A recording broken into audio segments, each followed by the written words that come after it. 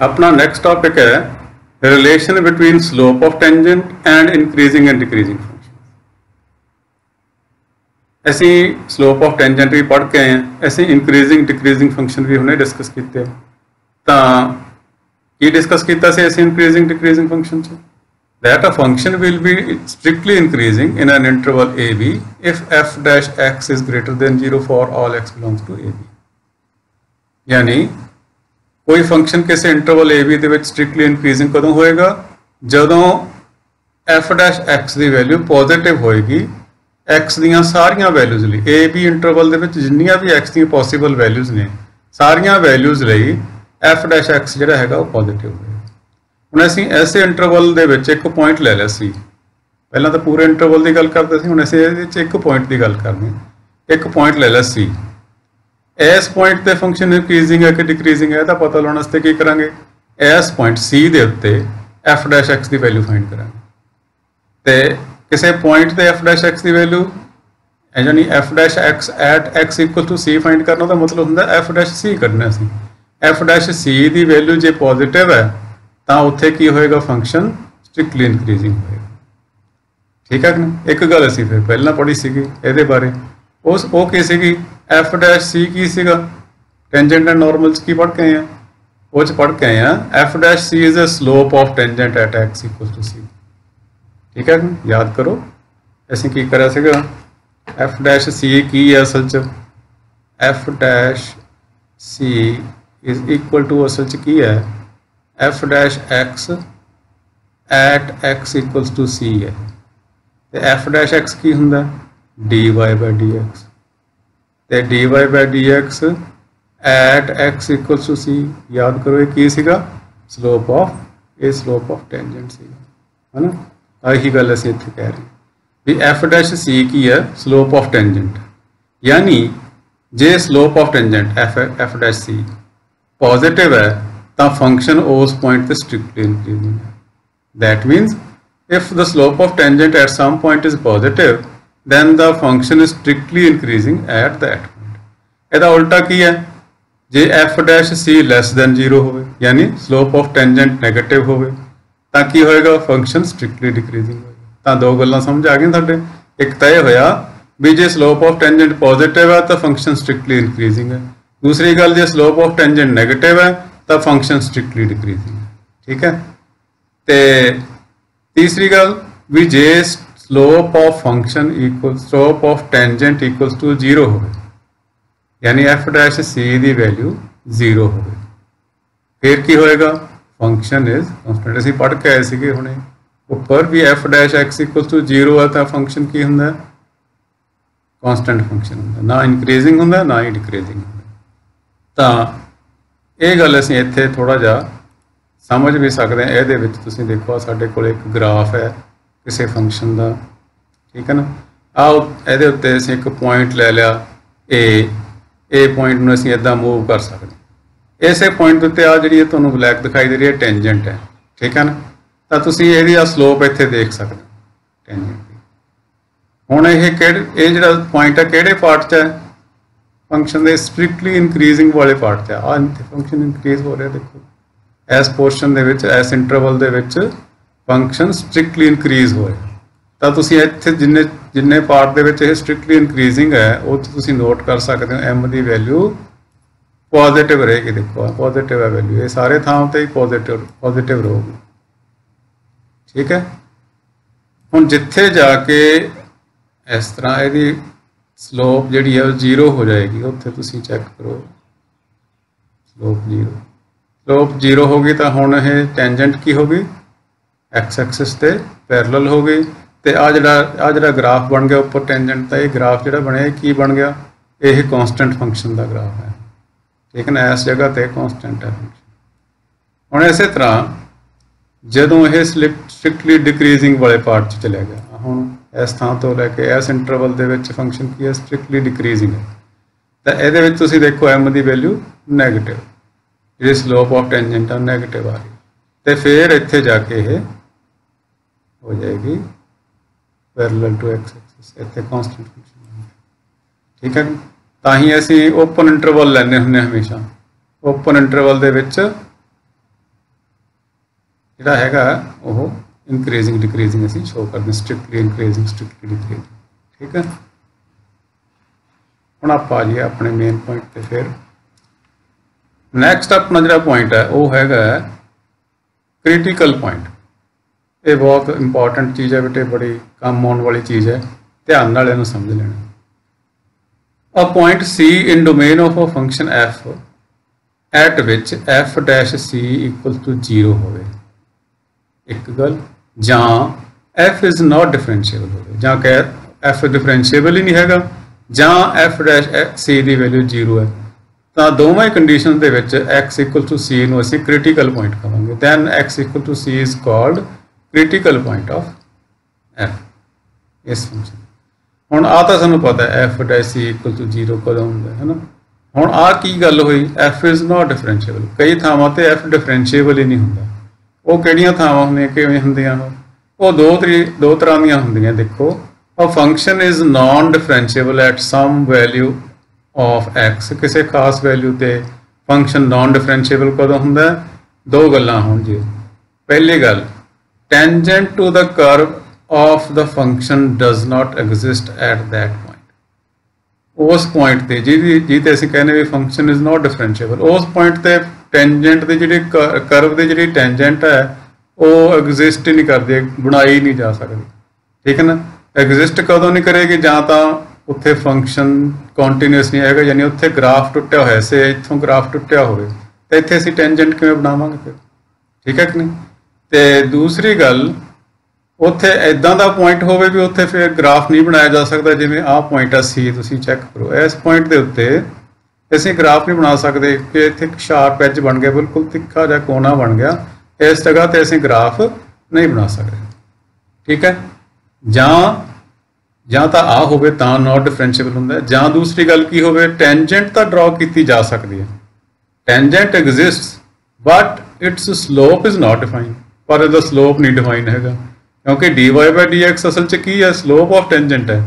तो जे slope of tangent define ही नहीं हैगी, इक्वल्स टू इनफिनिटी है, तां वो की होएगा, फंक्शन नॉन डिफरेंशिएबल हो जाएगा। यानी तुसीं देखो नॉन डिफरेंशिएबल कदों होएगा, नॉट डिफाइंड कदों होएगी स्लोप, जदों टेंजेंट की है वाई एक्सिस के पैरेलल होवे, जां कह लो एक्स एक्सिस के परपेंडिकुलर होवे। तां आ तुसीं इत्थे ओ पॉइंट ते देखो, इत्थे की है टेंजेंट जिहड़ी है वो एक्स एक्सिस के परपेंडिकुलर बन गई, जां कह लो वाई एक्सिस के पैरेलल बन गई। तां इस जगह ते जिहड़ी स्लोप जदों असीं फाइंड करांगे वो इनफिनिटी आ जाएगा। ठीक है। तां इस करके इत्थे भी जिहड़ा हैगा फंक्शन डिफरेंशिएबल नहीं है। तां दो तरह दी कंडीशनस ते विच जिहड़ा हैगे आ वो फंक्शन नॉन डिफरेंशिएबल हुंदा है, जदों जां तां उत्थे टेंजेंट एग्जिस्ट ही नहीं करदी, जां जे एग्जिस्ट करदी है तो वह स्लोप नॉट डिफाइन होवे। दो गल्लां दे विच जिहड़ा हैगा फंक्शन नॉन डिफरेंशिएबल। तां हुण तुहानूं ग्राफ तुहानूं नज़र आ रहा है, इहदे विच 5 पॉइंट ने O A B C ते D, A B ते C, A B ते D तीन पॉइंटां ते तां तुसीं देखो भी टेंजेंट है जिहड़ी बन रही है तो वह एक्स एक्सिस के पैरेलल है, यानी f डैश x की वैल्यू 0 है इन तीन थावां। इत्थे ते इत्थे आ दो पॉइंटां ते O ते C ते असीं जिहड़ी हैगी है टेंजेंट ड्रॉ नहीं कर सकते, जां जे टेंजेंट ड्रॉ कर सकते तो वह स्लोप डिफाइन नहीं हैगा, तां करके दो थावां ते जिहड़ा हैगा function non differentiable.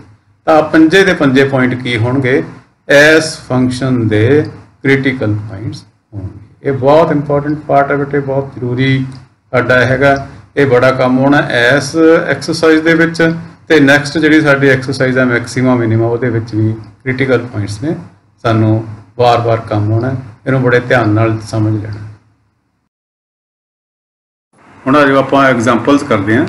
Example 4, find the interval where function f(x) equals to x² minus 4x plus 6 is strictly increasing and strictly decreasing. ऐसी वो इंटरवल फाइंड करने जिथे आ वाला फंक्शन स्ट्रिक्टली इंक्रीजिंग है तो स्ट्रिक्टली डिक्रीजिंग। तो ये देखो आओ करते हैं आप शुरू। तो फंक्शन की सीगा साडे कोल f(x) equal to x² - 4x + 6 ਅਸੀਂ ਇਹਨੂੰ ਡਿਫਰੈਂਸ਼ੀਏਟ ਕਰਤਾ x² ਦਾ ਡਿਫਰੈਂਸ਼ੀਏਸ਼ਨ 2x 4x ਦਾ ਡਿਫਰੈਂਸ਼ੀਏਸ਼ਨ 4 6 ਦਾ ਡਿਫਰੈਂਸ਼ੀਏਸ਼ਨ 0 ਠੀਕ ਹੈ ਨਾ। ਹੁਣ ਅਸੀਂ ਇਹ 'ਚ ਕ੍ਰਿਟੀਕਲ ਪੁਆਇੰਟ ਫਾਈਂਡ ਕਰਾਂਗੇ। ਕ੍ਰਿਟੀਕਲ ਪੁਆਇੰਟ ਕੀ ਹੁੰਦਾ ਜਿੱਥੇ f' ਦੀ ਵੈਲਿਊ 0 ਹੁੰਦੀ ਹੈ ਤਾਂ ਅਸੀਂ f' ਇਕੁਅਲ ਟੂ 0 ਪੁੱਟ ਕਰਾਂਗੇ। f' ਜਦੋਂ 0 ਪੁੱਟ ਕਰਾਂਗੇ ਤਾਂ x ਦੀ ਵੈਲਿਊ ਨਿਕਲ ਆਊਗੀ। ਉਹ ਪੁਆਇੰਟ ਆ ਜਾਣਗੇ x ਦੀਆਂ ਉਹ ਵੈਲਿਊਜ਼ ਆ ਜਾਣਗੀਆਂ ਜਿੱਥੇ ਕ੍ਰਿਟੀਕਲ ਪੁਆਇੰਟ ਬਣਦਾ ਠੀਕ ਹੈ ਕਿ ਜਿਨ੍ਹਾਂ ਲਈ f' ਦੀ ਵੈਲਿਊ 0 ਹੈ ਤਾਂ f' equal to 0 f' the value ਪੁੱਟ ਕਰਤੀ 2x - 4 ਇਕੁਅਲ ਟੂ 0 ਠੀਕ ਹੈ ਨਾ। ਇਹਨੂੰ ਸੋਲਵ ਕੀਤਾ x ਦੀ ਵੈਲਿਊ ਆ ਗਈ 2 ਤਾਂ x ਦੀ ਇੱਕੋ ਹੀ ਵੈਲਿਊ ਆਈ ਹੈ 2 ਸਾਡਾ ਇਹਦਾ ਮਤਲਬ ਇੱਕ ਹੀ ਕ੍ਰਿਟੀਕਲ ਪੁਆਇੰਟ ਬਣਦਾ 2 ਠੀਕ ਹੈ। ਤਾਂ ਇਹ ਕ੍ਰਿਟੀਕਲ ਪੁਆਇੰਟ ਤੋਂ ਅਸੀਂ ਅੱਗੇ ਚੈੱਕ ਕਰਨਾ ਹੈ ਵੀ ਕਿਹੜੇ ਪਾਸੇ ਕਿਹੜੇ ਇੰਟਰਵਲ ਦੇ ਵਿੱਚ ਜਿਹੜੀ ਹੈਗੀ ਹੈ f' ਦੀ ਵੈਲਿਊ ਪੋਜ਼ਿਟਿਵ ਹੈ ਕਿਹੜੇ ਇੰਟਰਵਲ 'ਚ f' ਦੀ ਵੈਲਿਊ ਨੈਗੇਟਿਵ ਹੈ। ਤਾਂ ਇਹਦੇ ਬਹੁਤ ਸਾਰੇ ਮੈਥਡਸ ਨੇ। ਇੱਕ ਸਭ ਤੋਂ ਸੌਖਾ ਜਿਹਾ ਮੈਥਡ ਮੈਂ ਤੁਹਾਨੂੰ ਦੱਸਣ ਲੱਗਿਆ ਉਹ ਇਹ ਹੈ ਵੀ ਅਸੀਂ ਇੱਕ ਇੱਥੇ ਨੰਬਰ ਲਾਈਨ ਡਰਾ ਕਰ ਲੈਣੀ -∞ to ∞। ਉਹਦੇ ਉੱਤੇ ਆ ਕ੍ਰਿਟੀਕਲ ਪੁਆਇੰਟਸ ਡਰਾ ਕਰ ਲੈਣੇ ਜਿਵੇਂ ਇਹ 'ਚ ਇੱਕ ਕੋਈ ਕ੍ਰਿਟੀਕਲ ਪੁਆਇੰਟ ਹੈ 2 ਉਹ ਅਸੀਂ ਇੱਥੇ ਡਰਾ ਕਰ ਜੇ ਇੱਕ ਤੋਂ ਜ਼ਿਆਦਾ ਹੁੰਦੇ ਤਾਂ ਅਸੀਂ ਜਿੰਨੇ ਹੈਗੇ ਉਹਨੇ ਡਰਾ ਕਰ ਲੈਣੇ ਠੀਕ ਹੈ ਕਿ ਨਹੀਂ। ਤਾਂ ਉਹ ਡਰਾ ਕਰਨ ਤੋਂ ਬਾਅਦ ਹੁਣ ਕੀ ਹੋਇਆ ਆ 2 ਨੇ ਕੀ ਕੀਤਾ ਇਸ ਨੰਬਰ ਲਾਈਨ ਨੂੰ ਦੋ ਇੰਟਰਵਲਸ ਦੇ ਵਿੱਚ ਡਿਵਾਈਡ ਕਰਤਾ। ਇੱਕ ਤਾਂ ਇੰਟਰਵਲ ਬਣ ਗਿਆ 2 to ∞, ਇੱਕ ਬਣ ਗਿਆ -∞ to 2। ਹੁਣ ਅਸੀਂ ਚੈੱਕ ਕਰਨਾ ਹੈ ਕਿਹੜੇ ਇੰਟਰਵਲ 'ਚ f' ਪੋਜ਼ਿਟਿਵ ਹੈ ਕਿਹੜੇ 'ਚ ਨੈਗੇਟਿਵ ਹੈ। ਤਾਂ ਇਹਦਾ ਸਭ ਤੋਂ ਸੌਖਾ ਤਰੀਕਾ ਇਹ ਹੈ ਇੱਥੇ ਚੈੱਕ ਕਰੋ ਪਹਿਲਾਂ ਤਾਂ ਜਿਹੜਾ f(x) ਸਾਨੂੰ ਕੁਐਸਚਨ ਦੇ ਵਿੱਚ ਦਿੱਤਾ ਸੀਗਾ ਫੰਕਸ਼ਨ ਦਿੱਤਾ ਸੀ ਉਹਦੇ ਵਿੱਚ ਜਿਹੜੀ x ਦੀ ਸਭ ਤੋਂ ਵੱਡੀ ਪਾਵਰ ਕਿੰਨੀ ਹੈ ਸਭ ਤੋਂ ਵੱਡੀ ਪਾਵਰ ਹੈ x²। ਉਹਦਾ ਕੋਫੀਸ਼ੀਐਂਟ ਦੇਖੋ ਪੋਜ਼ਿਟਿਵ ਹੈ ਕਿ ਨੈਗੇਟਿਵ ਹੈ। ਉਹਦੇ ਅੱਗੇ ਪੋਜ਼ਿਟਿਵ ਲੱਗਿਆ ਕਿ ਨੈਗੇਟਿਵ ਲੱਗਿਆ। ਜੇ ਤਾਂ ਪੋਜ਼ਿਟਿਵ ਹੈ ਤਾਂ ਇਹਨਾਂ ਇੰਟਰਵਲਸ ਦੇ ਵਿੱਚੋਂ ਜਿਹੜਾ ਸਭ ਤੋਂ ਸੱਜੇ ਪਾਸੇ ਵਾਲਾ ਰਾਈਟ ਮੋਸਟ ਇੰਟਰਵਲ ਹੋਏਗਾ। ਤਾਂ ਹੁਣ ਇੱਥੇ ਦੋ ਇੰਟਰਵਲ ਬਣੇ ਸੀ ਦੋਵਾਂ 'ਚੋਂ ਸਭ ਤੋਂ ਸੱਜੇ ਪਾਸੇ ਵਾਲਾ ਇੰਟਰਵਲ ਆ ਹੈ ਇਹ ਪੋਜ਼ਿਟਿਵ ਹੋਏਗਾ। ਜੇ ਉਹ ਪੋਜ਼ਿਟਿਵ ਹੈ ਤਾਂ ਆ ਵੀ ਪੋਜ਼ਿਟਿਵ। ਜੇ ਇੱਥੇ x² ਦੇ ਅੱਗੇ ਨੈਗੇਟਿਵ ਹੁੰਦਾ ਤਾਂ ਇਹਨੇ ਨੈਗੇਟਿਵ ਹੋਣਾ ਸੀ ਠੀਕ ਹੈ। ਸਮਝ ਗਏ ਸਿੰਪਲ ਜੀ ਗੱਲ ਹੈ। ਤਾਂ ਇਹ ਪੋਜ਼ਿਟਿਵ ਇਸ ਤੋਂ ਬਾਅਦ ਹੁਣ ਇਹਨੂੰ ਟੱਪਦੇ ਸਾਰ ਜੇ ਇਹ ਪੋਜ਼ਿਟਿਵ ਹੈ ਤਾਂ ਇਹਨੂੰ ਟੱਪਦੇ ਸਾਰ ਇੱਧਰ ਨੈਗੇਟਿਵ ਹੋ ਜਾਊਗਾ ਕ੍ਰਿਟੀਕਲ ਪੁਆਇੰਟ ਦੇ ਇੱਧਰਲੇ ਪਾਸੇ ਨੈਗੇਟਿਵ। ਹੁਣ ਜੇ ਇੱਥੇ ਮੰਨ ਲਓ ਇੱਕ ਹੋਰ ਕ੍ਰਿਟੀਕਲ ਪੁਆਇੰਟ ਹੁੰਦਾ ਉਹਦੇ ਅੱਗੇ ਜਾ ਕੇ ਫਿਰ ਇਹਨੇ ਫਿਰ ਪੋਜ਼ਿਟਿਵ ਹੋ ਜਾਣਾ। ਤਾਂ ਹੁਣ ਸਾਨੂੰ ਪਤਾ ਚੱਲ ਗਿਆ ਵੀ f' ਕਿੱਥੇ ਪੋਜ਼ਿਟਿਵ ਹੈ ਕਿੱਥੇ ਪੋਜ਼ਿਟਿਵ ਹੈ 2 to ∞ ਵਾਲੇ ਪਾਰਟ 'ਚ 2 to ∞ ਵਾਲੇ ਇੰਟਰਵਲ ਦੇ ਵਿੱਚ ਤੇ -2 to ∞ ਇੰਟਰਵਲ ਦੇ ਵਿੱਚ ਇਹਦੀ ਵੈਲਿਊ ਕੀ ਹੈ ਨੈਗੇਟਿਵ ਹੈ। ਤਾਂ ਹੀ ਅਸੀਂ ਇੱਥੇ ਲਿਖੀ ਹੋਈ ਹੈ ਵੀ f' is greater than 0 in interval 2 to ∞। ਇਹਦਾ ਮਤਲਬ ਇਸ ਇੰਟਰਵਲ ਦੇ ਵਿੱਚ f(x) ਜਿਹੜਾ ਹੋਏਗਾ ਸਟ੍ਰਿਕਟਲੀ ਇਨਕਰੀਜ਼ਿੰਗ ਫੰਕਸ਼ਨ ਹੈ ਤੇ -∞ to 2 ਦੇ ਵਿੱਚ ਇਹ ਕੀ ਹੈ ਨੈਗੇਟਿਵ ਹੈ <0 ਹੈ। ਇਹਦਾ ਮਤਲਬ ਇਸ ਇੰਟਰਵਲ ਦੇ ਵਿੱਚ ਇਹ ਵਾਲਾ ਫੰਕਸ਼ਨ ਜਿਹੜਾ ਹੈ ਸਟ੍ਰਿਕਟਲੀ ਡਿਕਰੀਜ਼ਿੰਗ ਹੈ। ਤਾਂ ਆਹੀ ਇੰਟਰਵਲ ਅਸੀਂ ਫਾਈਂਡ ਕਰਨੇ ਸੀ ਉਹ ਅਸੀਂ ਫਾਈਂਡ ਕਰ ਲਏ। ਪਰ ਇੱਕ ਗੱਲ ਦਾ ਖਿਆਲ ਰੱਖਣਾ ਇਹਦੇ ਵਿੱਚ ਬੇਟੇ ਉਹ ਇਹ ਹੈ ਵੀ ਜਿੱਥੇ ਅਸੀਂ ਕ੍ਰਿਟੀਕਲ ਪੁਆਇੰਟ ਲਿਖਾਂਗੇ ਇੰਟਰਵਲ ਦੇ ਵਿੱਚ ਠੀਕ ਹੈ ਨਾ ਦੋ ਥਾਂ ਤੇ ਕ੍ਰਿਟੀਕਲ ਪੁਆਇੰਟ ਆਇਆ 2 ਕ੍ਰਿਟੀਕਲ ਪੁਆਇੰਟ ਵਾਲੀ ਸਾਈਡ ਤੋਂ ਇੰਟਰਵਲ ਹਮੇਸ਼ਾ ਓਪਨ ਰਹੇਗਾ ਕਦੇ ਵੀ ਇਹਨੇ ਕਲੋਜ਼ ਨਹੀਂ ਹੋਣਾ। ਕਿਉਂ ਨਹੀਂ ਹੋਣਾ ਕਿਉਂਕਿ ਕ੍ਰਿਟੀਕਲ ਪੁਆਇੰਟ ਤੇ f' ਦੀ ਵੈਲਿਊ 0 ਹੁੰਦੀ ਹੈ। f' ਦੀ ਵੈਲਿਊ 0 ਹੋਣ ਦਾ ਮਤਲਬ ਇਸ ਪੁਆਇੰਟ ਤੇ ਨਾ ਤਾਂ ਫੰਕਸ਼ਨ ਇਨਕਰੀਜ਼ਿੰਗ ਹੈ ਤੇ ਨਾ ਹੀ ਡਿਕਰੀਜ਼ਿੰਗ ਹੈ। ਇਨਕਰੀਜ਼ਿੰਗ ਤਾਂ ਹੁੰਦਾ ਨਾ ਜੇ ਗ੍ਰੇਟਰ ਦੈਨ 0 ਹੁੰਦਾ ਤੇ ਡਿਕਰੀਜ਼ਿੰਗ ਤਾਂ ਹੁੰਦਾ ਜੇ ਲੈਸ ਦੈਨ 0 ਹੁੰਦਾ। ਪਰ ਇਸ ਪੁਆਇੰਟ ਤੇ ਤਾਂ ਇਕੁਅਲ ਟੂ 0 ਹੈ। ਇਹਦਾ ਮਤਲਬ ਇਸ ਪੁਆਇੰਟ ਤੇ ਕਦੇ ਵੀ ਕ੍ਰਿਟੀਕਲ ਪੁਆਇੰਟ ਤੇ ਇਸ ਪੁਆਇੰਟ ਤੇ ਕਦੇ ਵੀ ਫੰਕਸ਼ਨ ਨੇ ਇਨਕਰੀਜ਼ਿੰਗ ਜਾਂ ਡਿਕਰੀਜ਼ਿੰਗ ਨਹੀਂ ਹੋਣਾ। ਤਾਂ ਇਹਨਾਂ ਪੁਆਇੰਟਾਂ ਨੂੰ ਸਾਨੂੰ ਛੱਡਣਾ ਪਏਗਾ ਐਗਜ਼ੈਂਪਟ ਕਰਨਾ ਪਏਗਾ ਕੱਢਣਾ ਪਏਗਾ ਜਿਹੜੀ ਸਾਡੀ ਇੰਟਰਵਲ ਦਿੱਤੀ ਜੀ 'ਚ ਅਸੀਂ ਫਾਈਂਡ ਕਰ ਲੈ ਸਟ੍ਰਿਕਟਲੀ ਇਨਕਰੀਜ਼ਿੰਗ ਉੱਥੇ ਅਸੀਂ ਇਹਨੂੰ ਇਨਕਲੂਡ ਨਹੀਂ ਕਰਾਂਗੇ। ਤਾਂ ਇਸ ਗੱਲ ਦਾ ਖਾਸ ਖਿਆਲ ਰੱਖਣਾ। अपना नेक्स्ट एग्जाम्पल है बेटे example 5 find the intervals where function f(x) equals to 4x³ minus 6x² minus 72x plus 30 is strictly increasing and strictly decreasing। Given function ऐसे इतने नोट डाउन कर लिया तो फिर इन्हें डिफरेंशिएट करता f' फाइंड करिया तो 4x³ का डिफरेंशिएशन आ गया 12x² minus 6x² का डिफरेंशिएशन minus 12x ਤੇ -72x ਦਾ -72 ਤੇ ਕਾਂਸਟੈਂਟ ਦਾ ਡਿਫਰੈਂਸ਼ੀਏਸ਼ਨ ਜੀ ਇਹਦੇ ਚ 12 ਕਾਮਨ ਆਉਂਦਾ 12 ਕਾਮਨ ਕੱਢ ਲਿਆ ਠੀਕ ਹੈ। तो ਹੁਣ ਕ੍ਰਿਟੀਕਲ ਪੁਆਇੰਟ ਫਾਈਂਡ ਕਰਨ ਵਾਸਤੇ ਅਸੀਂ ਕੀ ਕਰਦੇ ਹੁੰਦੇ f' x = 0 ਪੁੱਟ ਕਰਦੇ ਹਾਂ ਤਾਂ f' ਦੀ ਆ ਵੈਲਿਊ ਹੈ ਇਹਨੂੰ = 0 ਪੁੱਟ ਕਰਤਾ 12 इधर आके डिवाइड होकर 0 हो गया, तो की बचा साढ़े को x square minus x x square minus x equals to 0 आ साडा बच गया। इनू असीं करांगे फैक्टराइज, वही मिड टर्म नू स्प्लिट करके दो पार्ट्स दे विच, ते इनू असीं इहदे फैक्टर करांगे। आ फैक्टर आ गए इक्वल्स टू 0। फैक्टराइजेशन करने तो बाद एक्स दी वैल्यूज आ गई, दो वैल्यूज आ गई एक्स दी 3 एंड -2। ये दोनों की ने क्रिटिकल पॉइंट। तो ये दो क्रिटिकल पॉइंट असीं हुण असीं नंबर लाइन के उत्ते ड्रॉ करांगे। नंबर लाइन के उत्ते -2 ते 3 असीं लिख लिया। तो हुण इहने नंबर लाइन नूं किन्ने इंटरवल्स दे विच डिवाइड करता? 3 इंटरवल्स। एक तो हैगा -∞ टू -2, दूसरा हैगा -2 टू 3, तीसरा हैगा 3 टू ∞। ठीक है। हुण इहदे च जिहड़ा सब तो सज्जे पासा, सब तो जिहड़ा राइट मोस्ट है, जिहड़ा सब तो सज्जे पासे वाला इंटरवल है, उहदे च f'(x) पॉजिटिव होएगा। क्यों होएगा पॉजिटिव? क्योंकि इत्थे असीं पिछले वारी दी गल करी सीगी कि x³ जिहड़ा सब तो वड्डी इहदी x दी पावर है, उहदे विच जिहड़ा इहदा कोफिशिएंट है वो पॉजिटिव है। ठीक है ना। पॉजिटिव होने नाल इत्थे राइट मोस्ट जिहड़ा इंटरवल है उहदे विच पॉजिटिव होएगा, उस तो पहला वाले नैगेटिव हो जाएगा, उस तो पहला वाले फिर ये पॉजिटिव हो जाएगा। तो दो इंटरवल के विच पॉजिटिव है। तो यदा मतलब f'(x) इज़ ग्रेटर दैन 0 है कितने? इन्होंने दोवां इंटरवल्स के यूनीयन के यूनीयन ले लेना दोवां का, -∞ टू -2 यूनीयन 3 टू ∞। ये पॉजिटिव है। यदा मतलब ऐसे इंटरवल के होएगा स्ट्रिक्टली इंक्रीजिंग होएगा। नैगेटिव कितने है? -2 टू 3 दे विच।